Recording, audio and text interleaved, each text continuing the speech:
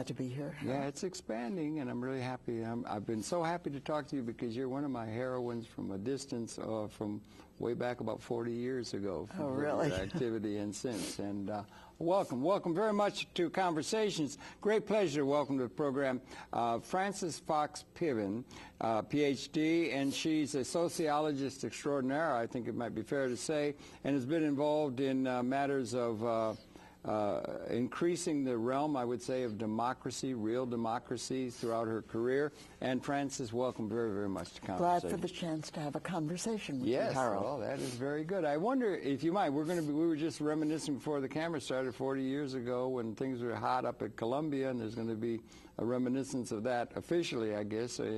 But before that, could you share your background, please, for the audience? Born and raised, education. I was born in Calgary, Canada. My parents were immigrants from Eastern Europe. Mm-hmm. They ended up in Calgary. And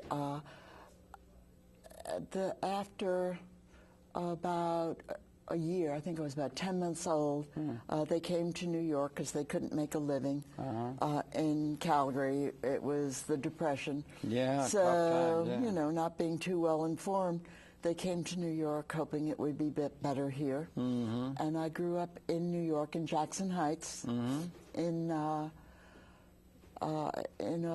sort of row house, two-family row houses on 88th Street between 31st and 32nd Avenue. Okay. And the immigrants are still living there, different immigrants. And I went to PS 148, mm-hmm. and then I went to Newtown High School for 2 years.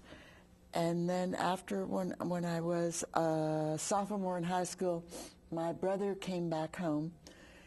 He was getting his degree at the University of Chicago, and he decided that I should go to Chicago instead. And so I took the exams, and I entered the University of Chicago. Okay, okay. And it was sort of a strange world. You know, I remember they gave me all these tests. And one of the questions on one of the tests was about, it had the word value in it. And I didn't know what a value was in that sense. To me, value was the value of the frying pan or the value of the can of scouring powder. But a question about values, I didn't understand. So it was, I sort of moved from one world to a very different world. And you were going in economics and so forth? No, I took a liberal arts degree, and then I went into social and economic planning. They had a degree in social and economic planning at that time. Yeah. And my idea was I would become what I thought a planner was, you know, working in less developed parts of the world, draining the swamps, and stuff like that. And they closed the program while I was in it. Oh dear, yeah. And so I got a general degree in social science. Okay, okay. Instead of a degree in planning. And then I came to New York, and I got a job doing research in the first poverty program, Mobilization for Youth. Do you remember that? I don't. I'm trying to focus. What year are we talking? 1961, 62. All right, just in the Kennedy thing, yeah. You're just coming in, yeah. And originally, this program was on the Lower East Side of New York. It was originally created as a juvenile delinquency program. But it was very much influenced by a theory of delinquency which attributed delinquency and youth crime to blocked opportunities. Blocked, okay. So the idea was, and it involved, you know, a number of different federal agencies like the National Institute of Mental Health, the President's Committee on Juvenile Delinquency and Youth Crime. It involved city agencies like the city manager's office.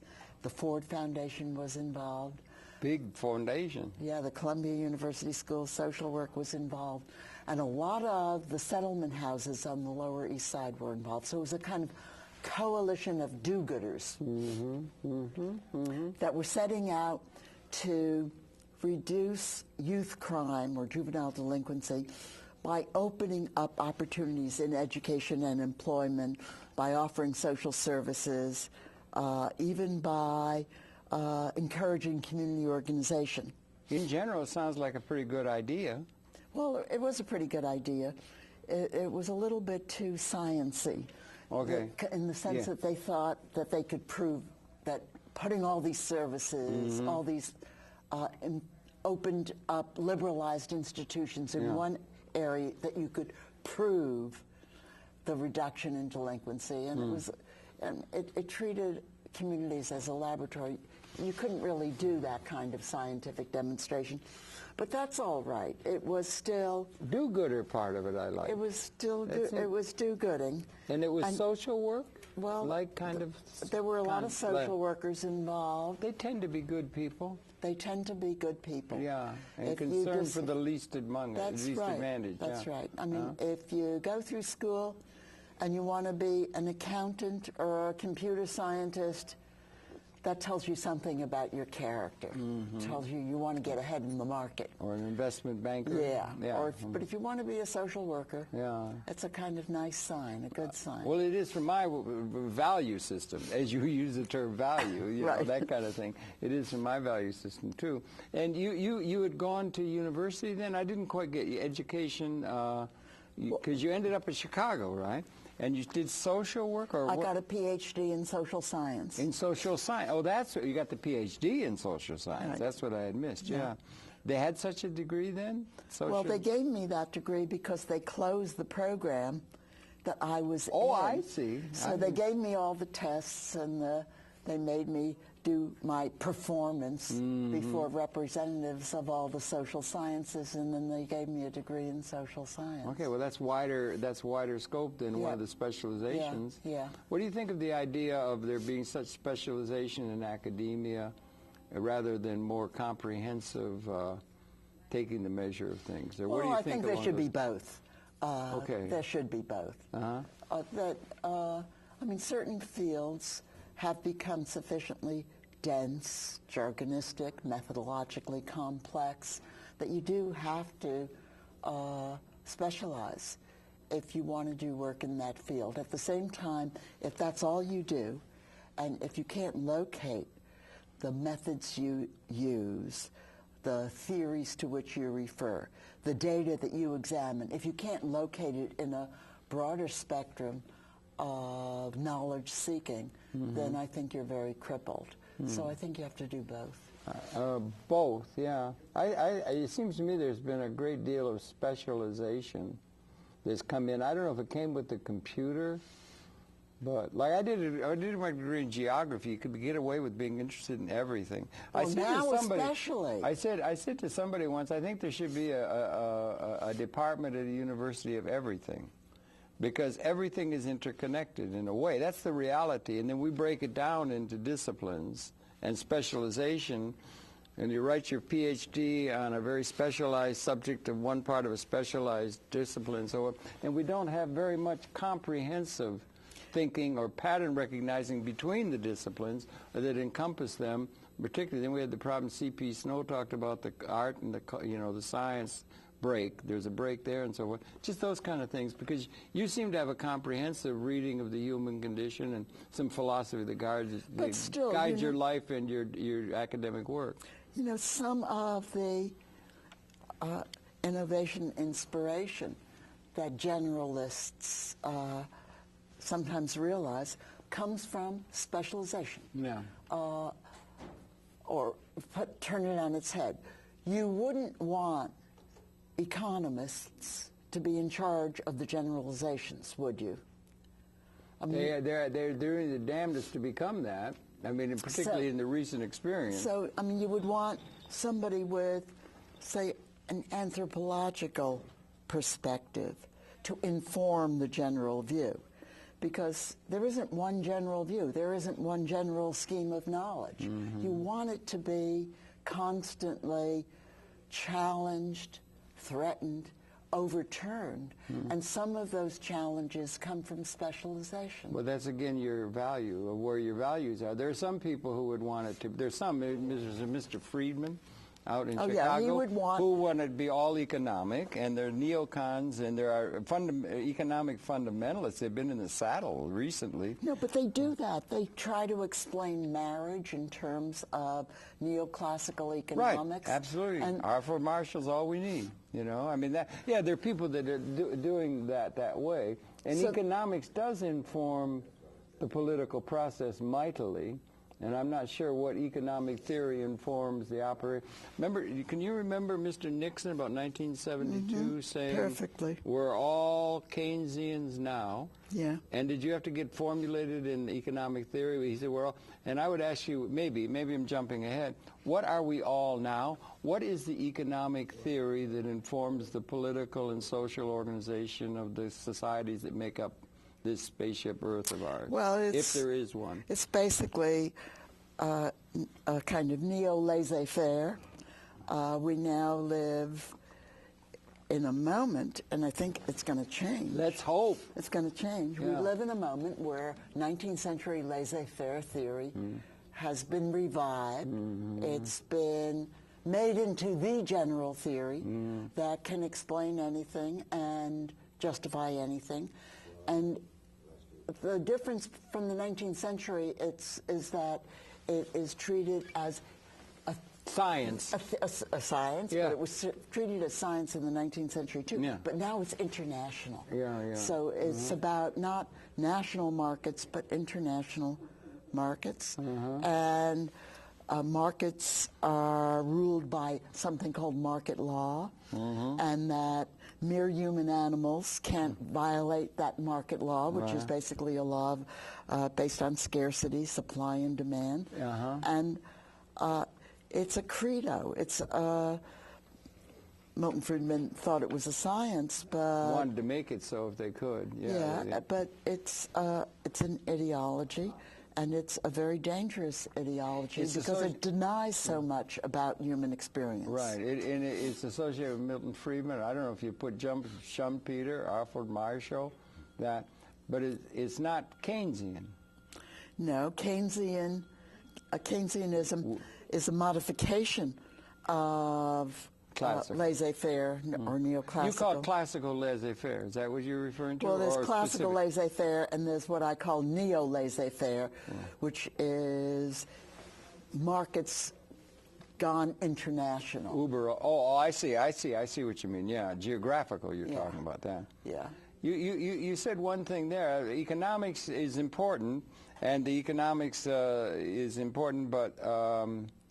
And in some definitions, and I heard you say something there about scarcity and so forth, that economics, in some definitions of economics, is the science of the allocation of scarce resources, and scarcity is assumed in all of the political thinking that there is, with some possible exceptions. Some people, it seems, on the left or socialist-minded people seem to be able to cotton on to or take or relate to the idea of some notion of transcending scarcity as something that is not just ipso facto absurd. Am I off base on that or not? Well, or what do you think? I think scarcity can be transcended, but it can also be constructed. So that for that reason, it's always a kind of contest. You can never transcend scarcity because it can always be reconstructed. So through bad policy? No, think about the question of whether planet Earth can produce enough food to feed 6, 8, 12, 20 billion people. How much can planet Earth produce, or will there be inevitably scarcity because we're going, I mean, the sort of Malthusian theory. Or Paul Ehrlich. Or so long as we get fed, we're going to keep reproducing, and we'll produce so many people that will also always create a condition of scarcity. Malthus was wrong, but we nevertheless can create a condition of scarcity, can always be reconstructed by cultures that induce us to need and want more and more and more. So that, yes, we can feed 12, 15 billion people if they will eat simply and if they don't all have to drive a motor car.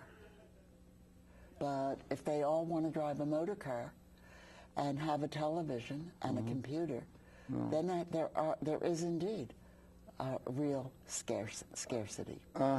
That's interesting. That's very interesting to me to see it that way, and it can be reconstructed.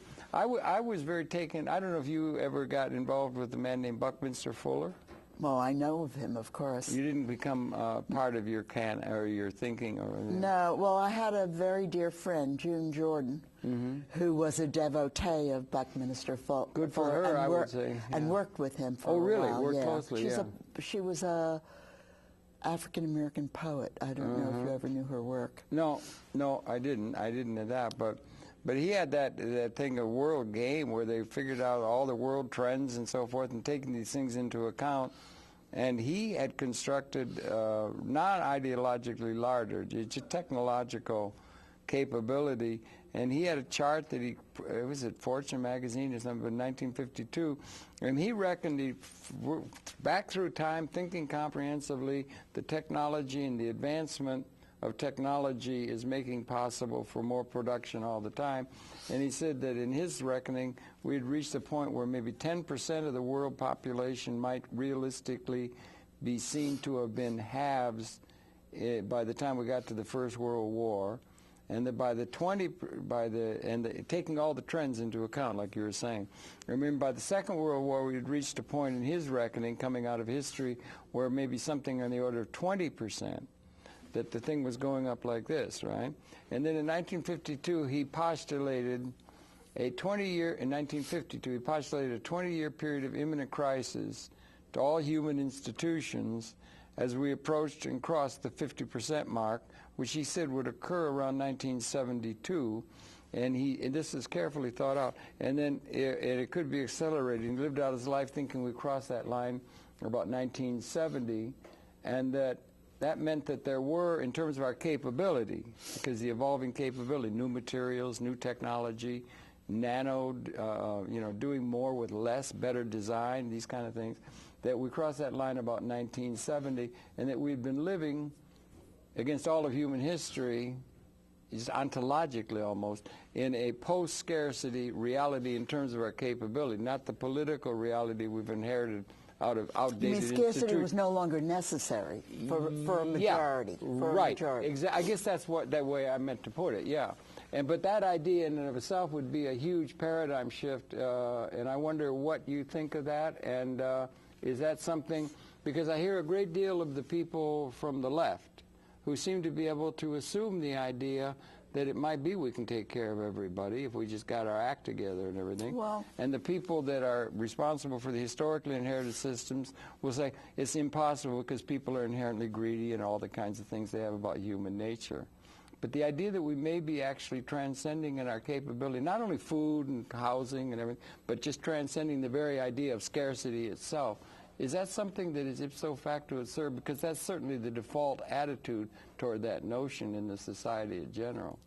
Well, I think some people on the left think that we could transcend scarcity, but only if we live a simpler life. And that'd be some people. Huh? Yeah, but I don't know, I'm sort of inclined to think that the idea of scarcity as a perennial condition is so deeply implanted in us. And the idea that the big human conflicts are sparked by both scarcity and greed. You know, a greedy animal never has enough.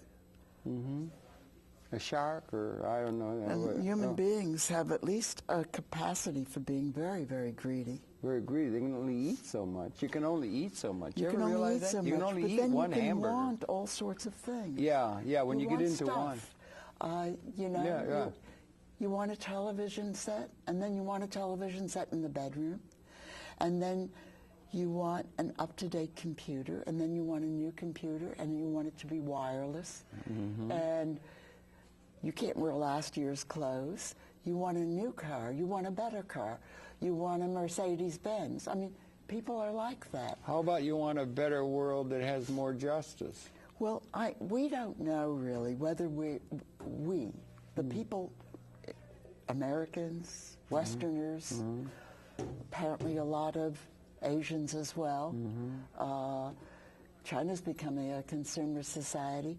We don't know whether we are like that because of something innate about our nature. Yeah, values, you said at the beginning of this conversation. Or because the dominant cultures of the world cultivate this kind of greed for stuff.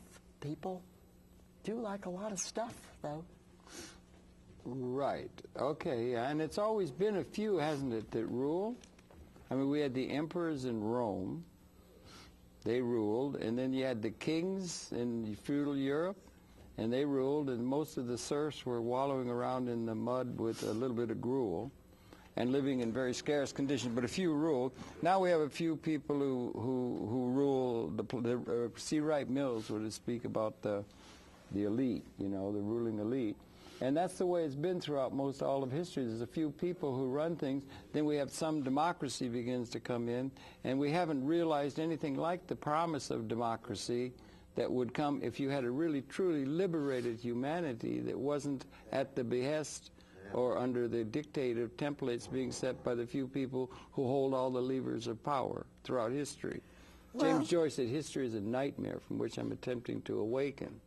I think there's something. I wonder what you think about that. History is not just, and it's not necessarily progressive in the sense that things get better and better and better. Some things may get better, but some things have become some aspects of our lives have become quite menacing. Our capacity to destroy the environment, our capacity to destroy each other. Literally so. Is increasing, and that certainly isn't a progressive development.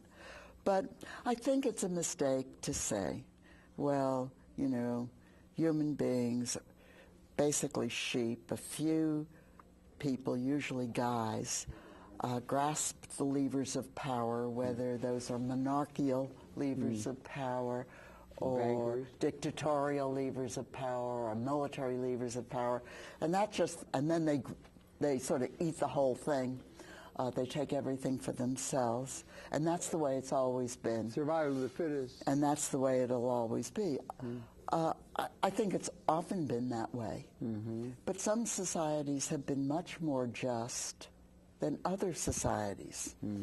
I don't think it's the case that it's indigenous societies, native societies that have been much more just, and that it's, you know, civilization, what we call civilization, that has made us unjust. That I don't think is true. I think that indigenous societies have often been extremely unjust, and that, I mean, the Aztecs were an imperial force in Mexico, but used to cut out people's hearts with alarming regularity. I know. So they, in a very earthy way, they were taking everything for themselves, and Marvin Harris even had a kind of an anthropologist had a theory that was how they got their protein. So my point is that we're not condemned to live lives of sheep, where we're always corralled by masters who take our goods and take what's beautiful in human life and enjoy it only by themselves. That has been happening in American society to a greater and greater degree. Sometimes the people hand it over to them because they've been co-opted and, what is the term? They've been manipulated. They've been manipulated In their consciousness, and they will hand it over to people and think that they get some, I'm sorry, I didn't mean to interrupt you, but go ahead. Well, but some societies are better than other societies. They're much more equal. There's a culture of fairness is much deeper and much more pervasive. If you look at Norway and Sweden and even Denmark, Finland to a considerable degree, I mean, these societies not only are much more equal, but these societies have been much more generous in offering foreign aid to poorer countries in the world. They have been much more open with regard to immigration. Think of Norway, for example, which has always been an extraordinarily homogeneous society. I mean, there's that peninsula up there on the edge of the Arctic. Until recently, a nation of some farmers and lots of fisher folk living in little villages, all blonde. And they open their borders to immigrants. There are more Iraqis who have taken refuge in Norway than have taken refuge in the United States. That's what I understand. Yeah, right. So some peoples are more brotherly and sisterly, are more generous. The Norwegians don't complain about their taxes, even though it's through taxation that, in large measure, that Norwegian society secures the sort of the leveling between rich and poor that it has. That's along what would be a socialist kind of thing through the taxation and through taxation, public sector and through spending as well, and through spending on social programs and that sort of thing. Yeah, because I know you've been very interested in your career with the least advantaged in the society. That's right, You work with Cloward. Yeah, I worked. My collaborator and ultimately my husband was Richard Cloward. We wrote a lot of books together. Groundbreaking books. And we did a number of political projects together, of which I'm very proud. We worked with the welfare rights movement. Okay. In the we worked at Mobilization for Youth. Okay. I started to talk to you about that. We helped to found the welfare rights movement in the 1960s that fought for welfare benefits for the poorest of the poor in the United States. And we, in the 1980s, we began to work on voter registration reform in the effort to bring minorities and the poor, who are very underrepresented in the American electorate, into the electoral universe by making voter registration available at the agencies that serve them, and we wrote books. So it was. Well, you were helping them, and then you were helping them, and we had the Reform Act, or so-called 96. We had the. What did you think of that when Mr. Clinton put that through? The Welfare Reform Act and the emphasis upon the work ethic and to get the mothers off welfare cheats and that kind of an attitude that people have toward people that are on the least advantaged end of our societal organization and buying into, I don't know if it was buying into Friedman or whatever it was, but... It was buying into it was trying to get rid of the Republican attack machine, which was hammering away at the Democrats for being associated with black people and for being associated with poor people and for being defenders of welfare.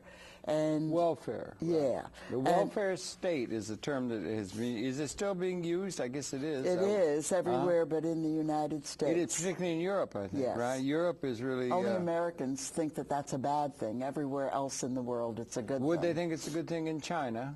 Would they refer to that either in their They language? wouldn't use that. They might not use that language. But you know what I mean, value. I mean, would they do that? Because they seem, I saw Mr. Hu, was his first name, Zhao Ting, Yeah. and he gave a talk, and he said, we represent socialism for the people, and so forth. He was talking to the assembled Communist Party or something like that.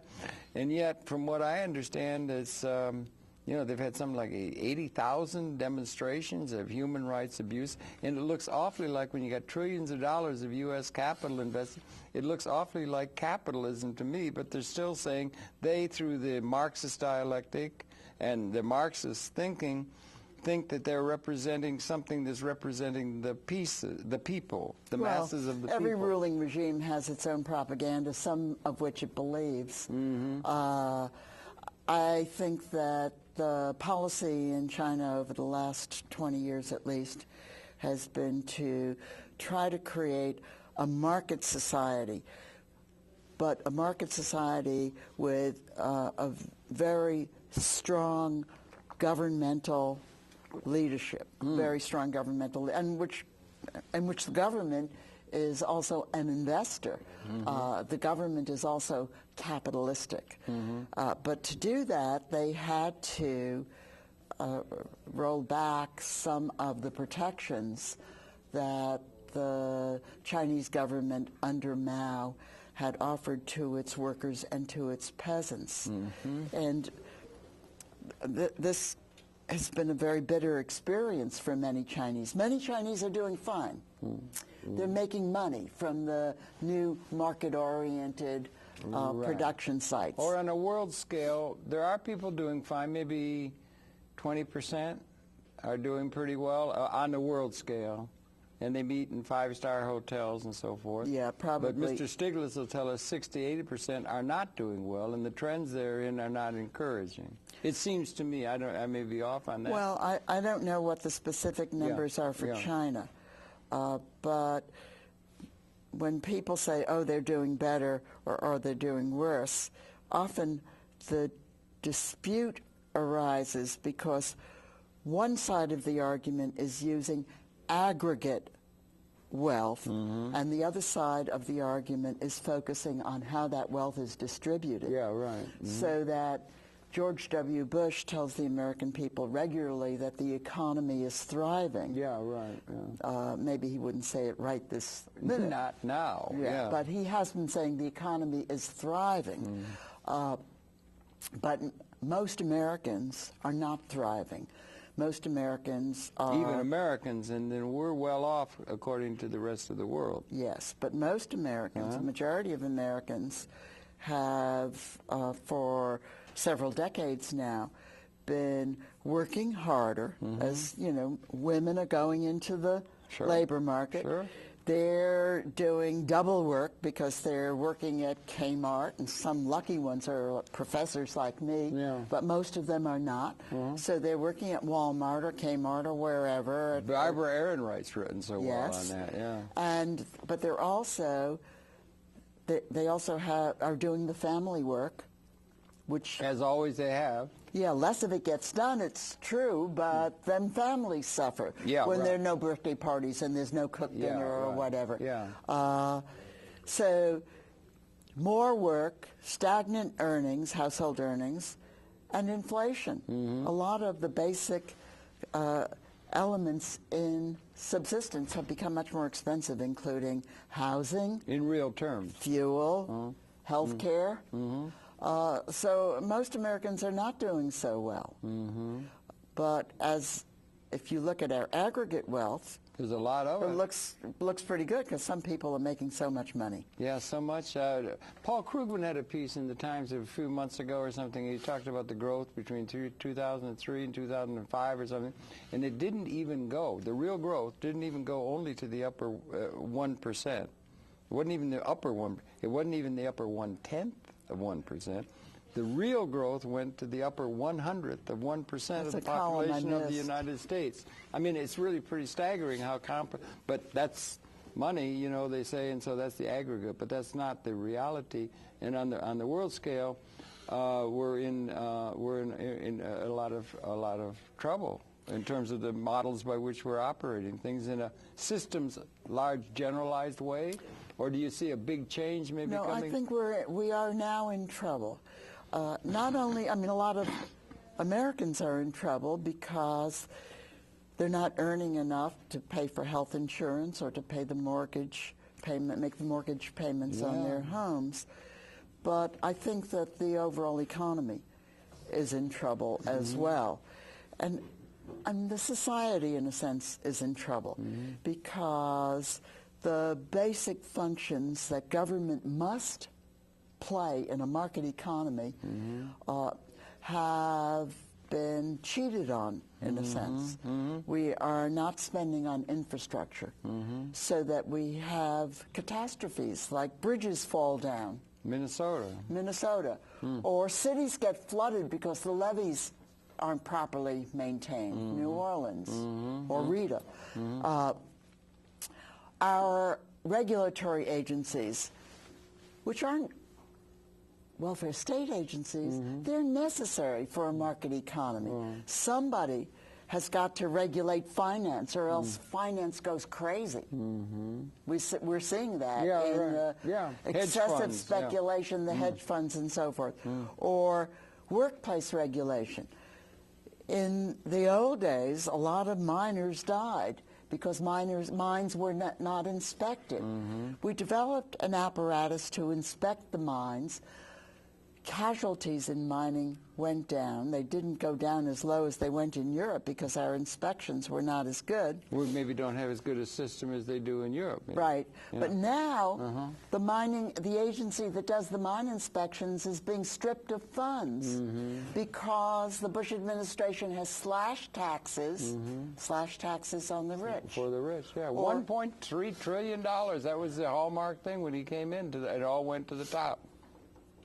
When Mr. Kennedy made a tax cut back in the 60s, who was it advised? Walter Heller advised him. It went to the folks. And there was a big 60s moment where there was some breathing space and there was some room and everything. Like, it makes a big difference who the tax break is going to, don't you think? Yes, it does, especially if you claim, as they have claimed, that the tax break will have a stimulus effect. Yes, right. If it's going to have a stimulus effect, the people spend the money. It would seem. And then also, when you pick up generalized thing, we have a capability to provide, you said food, but let's say provide for everything. We have everything.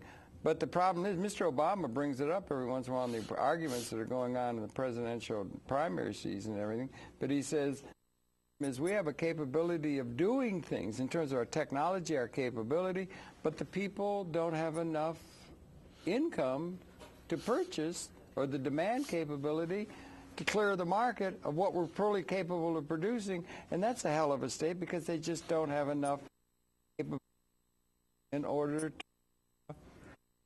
to the economy to buy. We're capable. It's a conundrum if that is the case. It's a classic that American capitalism and other capitalism confronted as a result of corporate greed. If you press wages down and you keep on producing and investing in order to make more profits, you're eventually going to come to a point where your goods won't clear, the markets won't. Right. The 1920s, I think.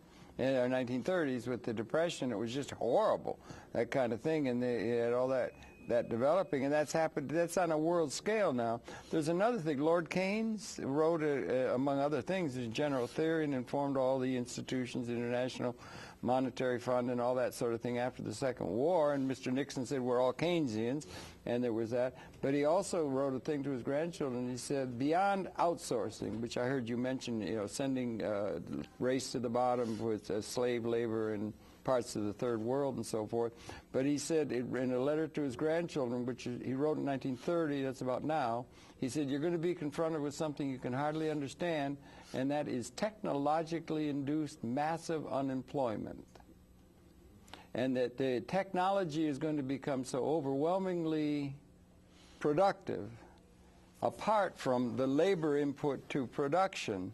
And technology is the way things are structured in the capitalist, and in China looks awfully like capitalist to me, even though they call themselves socialist. I know Russia seems to be intact and so forth, but the capital is all owned by a small class, and the people do not have the way.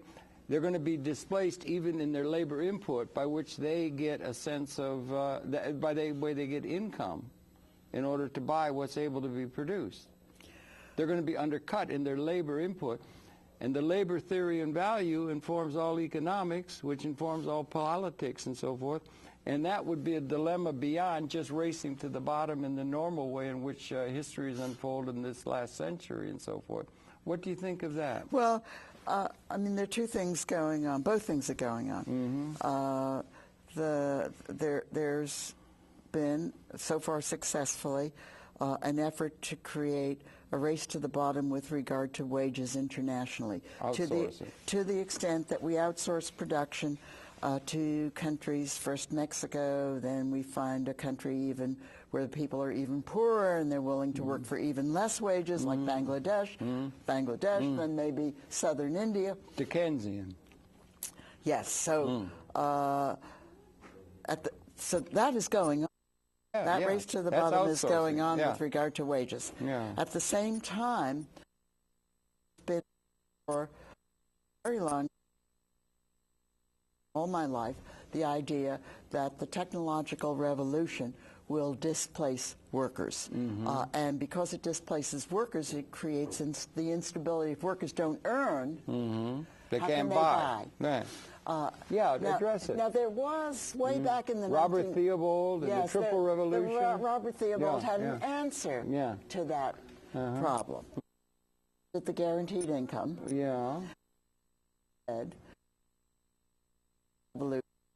Technological advance, which make manual necessary. Human. No human. All done.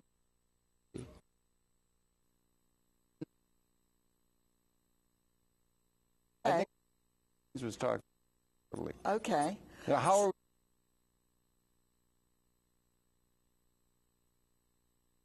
skip guaranteed income? How is it to be done? What was his fault doing that? You know, this has been a dream. The idea that people should have a secure income has been a dream for. In the Depression, the Great Depression, for example, a movement arose among old people who were suffering horribly. In the Depression. They weren't very useful in the labor market even when times were good. Who wanted to hire somebody who was enfeebled by old age? But now, of course, they were just garbage. And their families didn't really want them when they were having trouble. It was just awful. Grapes of wrath. Feeding the little children and the adults and so forth. So the aged in this country came together in a political movement. It was called the Townsend Movement. And they had a formula for how, and the formula said that all old people, everybody over 60, should be guaranteed a pension of $200 a month. It was called Social Security. That came later. Oh, sorry. On condition that they spend it immediately. And if they spent it... Immediately, right overnight? Well, no, that they spent it each month. Okay. On condition that they spend it. And if they spent it, this would be a tremendous stimulus for the economy, a demand-side stimulus. And pretty soon, the wheels of the economy would start turning. The farmers would be able to sell their grain. The factories would be able to sell their products. And everybody, of course, ridiculed this scheme. But it had truth in it. It wasn't a bad idea. It was a guaranteed income scheme that began with old people. Now, this idea was so popular that the movement succeeded in getting 25 million Americans to sign their petitions. What year are we talking about? That About 1934. 34. Well, the Social Security started in 35. Social Security started in 35. Yeah. But usually they don't do anything unless there's a bunch of people making a noise. Isn't that right? The Townsend Plan was acted on too. It came up in the Congress, and the scared congressmen stayed away. The halls of Congress were empty when that thing came up, and that bill came up. That was before the Social Security. Yeah, because the idea was right. But Social Security Act was really 35. so modest compared to what the Townsend movement dreamt of. What happened to the Townsend movement? It just died of boring? No, it sort of became a little bit seedy. To stay together, they started selling vitamins and soap and the Social Security, the initiation of Social Security didn't take the steam out of the old people. Because they weren't going to get Social Security till 1940. The lucky ones would get it in 1942, and those who were no longer working would never get it because it's a work-conditioned pension. Well, go ahead, But what it did, the Social Security Act robbed the Townsend movement of the legitimacy that they had acquired among other Americans. It took the steam out of the movement in that sense. So it solved the political problem that the Townsend movement had created, but it wasn't a guarantee. Social Security was not a guaranteed income. Guaranteed income it's a good idea. It could be done. How? Use tax revenues. Look, we spent $3 trillion on the wars in Iraq and it's going to come out. That's what Stiglitz says. That's $3 trillion. Says, $3 trillion. He's going to be saying $3 trillion. It's staggering. That's the current budget proposal. The Bush budget proposal is for $3.1 trillion. Yeah, it's amazing. It includes $600 billion. But back again to things at the level of theory, right? And so, because they have what they call the demand side and they have the supply side. Mundell, it was at Columbia, I think, and the people that did the supply side, the Laffer curve, remember all of that came in? Demand side. So you got to create a thing where you're going to have the capital accumulation in order to make investments that are going to build industry and do things and everything. And then the side you have the demand side, you have enough income distributed so people can clear the market, like you say, distribution. There's never been, and you got parallel. You got the right wing and the left wing. And where does the left wing go on that thing when you're looking at that issue? If it's Marx, is that still relevant to the grounding of the left-wing political context of things? And Mr. Marx would have said, from each according to their ability to each according to their need. And it was all based upon, where was there a system that was simul-financing, where you have an overall system that builds capital accumulation and distribution simultaneously? Well, European social democracy does that. But most left theorists, I mean, Marx was not in favor of European social democracy. He was in favor of a communist society in which, although he did not spell it out, the closest thing that I have ever seen that might be communist would be worker-run co-ops and worker-run communities. He didn't believe either in a proletarian state, and he didn't believe in a state that would regulate markets, which is what social democracy is. Social democracy tries to maintain economic stability by regulating demand and by taxing capital and influencing the allocation of capital. That's generally operative in the European market, in the European Union, right? Well, to some extent in the European Union generally, but the stronger examples are Norway, Sweden, Finland. No, the Scandinavian. The Scandinavian countries. And it should be noted that they are economically very, very successful these days.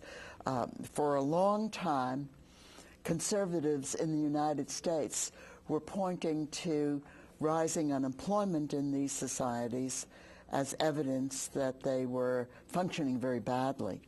Although there never was the kind of poverty that we have in the United States or the kind of inequality that we have in the United States. But in terms of unemployment and productivity, those countries are forging ahead right now. I wonder if I could ask you another question, because in forming all the basic, we revisit the communications system, the Communications Act 3490, the basic grounding policies for the communications industry or something. But when it comes down to economic policy, we have an economic policy grounding statement for the United States of America, which is the the Employment Act of 1946. And implicit in that is a belief in the labor theory of value, that value is created through human labor. And it wouldn't make any difference whether you're Marx or you're Friedman, that's accepted by the general across the board's notion that the labor theory of value, and that it's human activity and labor, and we will distribute all income through employment. We will create employment and we will distribute it that way. The other side, if you go to Marx, you could say we could distribute it according to need. We'll determine need. How is need to be determined, but not a marketplace thing? What do you think about that? And what if the technology is in the larger critique or paradigm shifting thing of Keynes, saying we're going to have that technological displacement, so you can't just distribute all income through labor because it's the technological instrument, and the instruments are all owned by a few people. I don't think that Friedman believed in the labor theory of value. There is the early neoclassical economists like Ricardo did believe in the labor theory of value, but I don't think Milton Friedman believed. You don't think it's based on that? No, I don't really think so. I think he believed in markets. And it's not an accident that when he did his television series, Free to Choose, he began the series with the depiction of a bazaar in some village, in little market in India, where people come and they feel the goods and they offer and they buy, because by emphasizing supply and demand and prices, I think he's really if there's a sort of comparable metaphor almost to the labor theory of value, it would be the trade theory of value, something of that sort. But I don't know why that's an issue. You don't think there's going to be a displacement of labor in the productive process on a large generalized scale? Or as you said, you thought Robert Theobald might have accepted that, and it was accepted back in the 70s. I think people worry about that from time to time. I think the guaranteed income people worry about that. I think at this moment in American life, in the American economic life, that we have real needs for work that has to be done in American society. I talked a little while ago about infrastructure development. We could also talk about the services that Americans don't get. For example, think about the way we shortchange our seniors of service in the homes in which we sort of lock them up. Or our hospitals are understaffed. We don't have child care for working mothers. They have to juggle everything in order to be able to do their part in maintaining the family standard of living. We should have child care available everywhere. I mean, every school should be turned into a child care center. And it should be open 24 hours a day. I mean, there are all sorts of things we can do to make life easier for people and more pleasurable for people, and it will take people will have to be employed to do it. Oh, okay. So then, they would have to be employed. They couldn't do it cooperatively if they had a source of income that gave them leisure to cooperate. For instance, if there was an alternate way for people, why is it okay for some people to get great amounts of money because they own capital assets, and nobody in the general population cottons on to the idea that they could get income if they own some of the corporate assets? Why do we allow them all to be in the hands of so few and allow so little of it and only distribute it to others through their labor participation like wage slaves or serfs on a feudal estate? Why do we accept that generally as a society? Because we believe not in the labor theory of value, but the property theory of value. How's that? So we believe in private property. Well, we do. We do. Now, just think for a moment. Mm-hmm. Not all societies believe in private property, or at least they don't have our conception of private property. Mm-hmm. I mean, if I own this, it's my right to use it, to destroy it, to burn it, to throw it away. That's the way it is in the law. It's seen that way in the law. Private property under advanced capitalism. Mm. Now, other societies have very different ideas about property. This is your land to till, and then you can work the land, take care of the crops, harvest the crops. But if you don't till it, it's not yours anymore. Yeah. Well, that's the thing that the brief would have with the institution of private property itself. Many people on the left are against the idea that there be private property ownership of anything.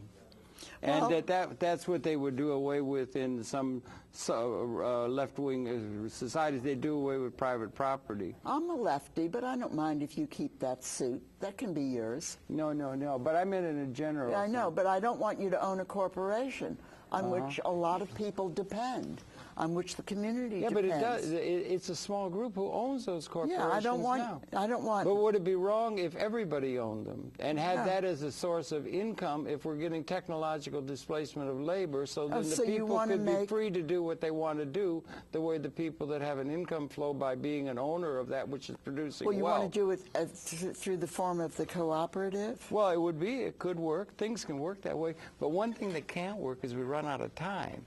And I really thank you for coming in. And I wanted to let the people see this because we're this having is a conference. Frances Fox Piven, and Naomi Klein, Patricia McFadden. Sure, spell them out. Stanley Aronowitz. Stanley Aronowitz. All Naomi the usual Wolf, suspects. They'll all Maud be together. Barlow. They'll all be together in the Union. March. Left Forum. It's going to be a great conference. It's going to be a great forum. It starts on March 14, 13, yes. 14.